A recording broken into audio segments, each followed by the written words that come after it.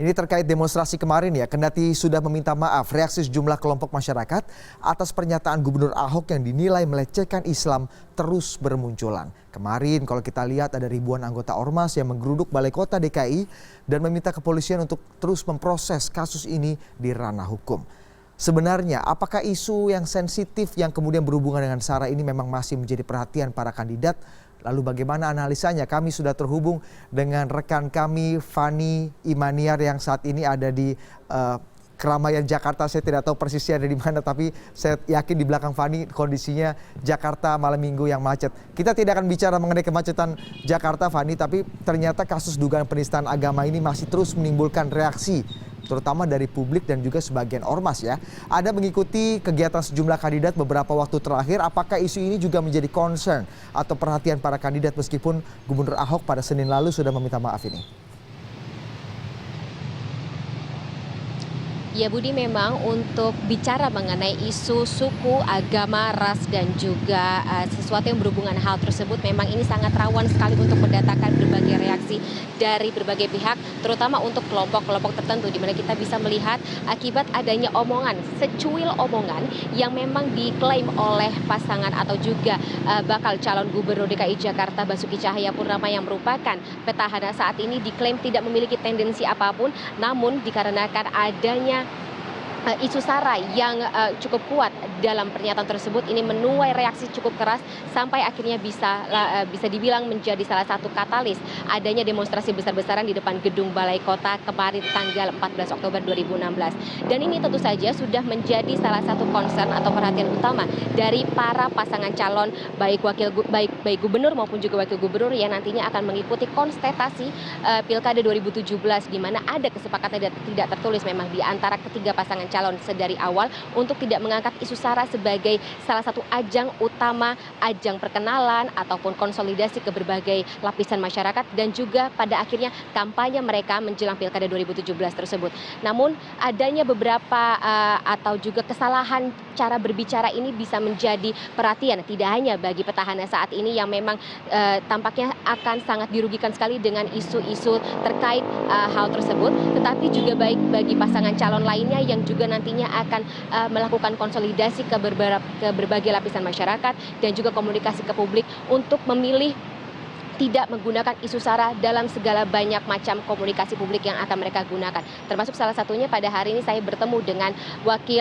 bakal calon wakil gubernur Silviana Murni yang mengatakan kepada awak media bahwa ia sangat menyayangkan jika ada isu SARA yang menjadi salah satu topik pembicaraan dan juga menyinggung kelompok-kelompok lainnya. Akan sangat menyenangkan jika bentuk atau juga konsolidasi atau juga kampanye atau perkenalan mereka diisi oleh visi misi dan juga program-program yang berguna bagi kelompok masyarakat DKI Jakarta dan tidak menggunakan isu-isu yang cukup rawan untuk menuai reaksi keras dari berbagai macam pihak sebagai bahan pembicaraan atau juga ini tidak berguna ke depannya bagi semua kalangan dan akan sangat juga beruntung atau juga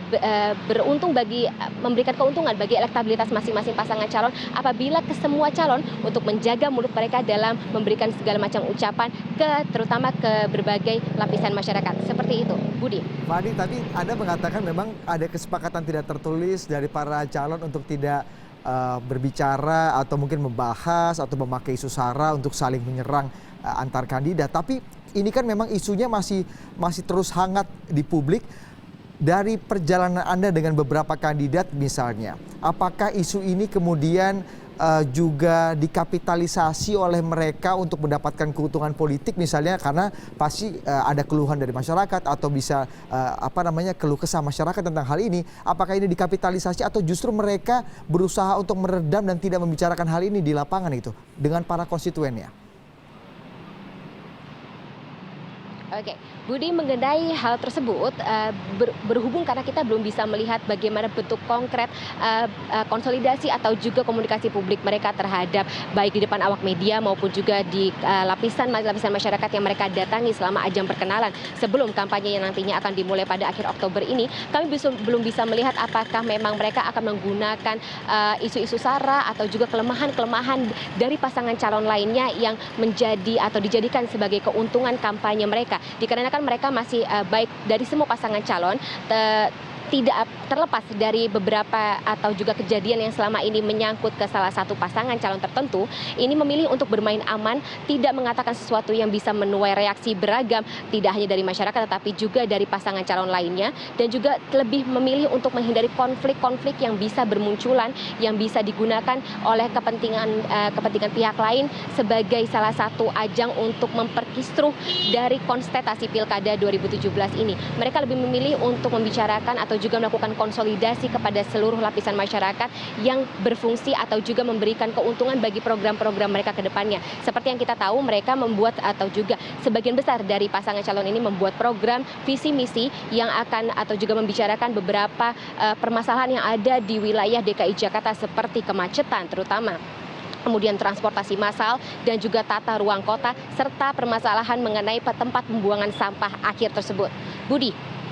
Tapi yang ingin saya tahu, Anda kan mengikuti beberapa kandidat untuk dalam proses politik ini ya. Kalau melihat para konstituen mereka, masyarakat yang mereka temui, apakah ada tertangkap kegelisahan itu nggak yang kemudian diutarakan kepada mereka, para kandidat ini? Atau memang masyarakat justru lebih banyak yang tidak terpengaruh dan tidak peduli sebenarnya?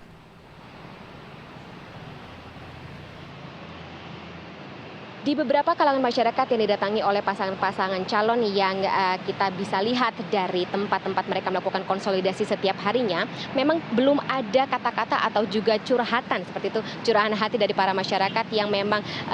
terganggu atas adanya isu SARA, karena memang mereka lebih fokus kepada untuk pembangunan kesejahteraan masing-masing. Mereka tidak berfokus kepada isu SARA yang juga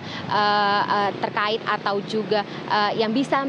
merugikan mereka, tetapi ini biasa terjadi di kalangan warga yang sempat atau juga mengalami penggusuran di masa pemerintahan petahana saat ini, yakni Gubernur Basuki Cahayapurnama atau yang kerap disapa Ahok, di mana para warga yang tergusur ini atau yang kemarin walaupun mereka mendapatkan fasilitas berupa rusun Nawa atau juga rusun tempat tinggal baru, mereka merasa lebih banyak dirugikan oleh adanya tindakan penggusuran. Walaupun memang sudah dikatakan atau juga sudah di-stated by dari Undang-Undang Penatakotaan bahwa memang tindakan penggusuran itu perlu adanya, namun bagi mereka dan apalagi jika mendapatkan influence atau juga pengaruh dari orang-orang atau kelompok-kelompok lainnya yang bisa memanfaatkan isu-isu SARA ini sebagai ajang untuk menuai konflik, ini akan sangat rawan sekali untuk digunakan sebagai black campaign atau kampanye hitam untuk menjatuhkan salah satu pasangan calon, dan ini tentu saja bisa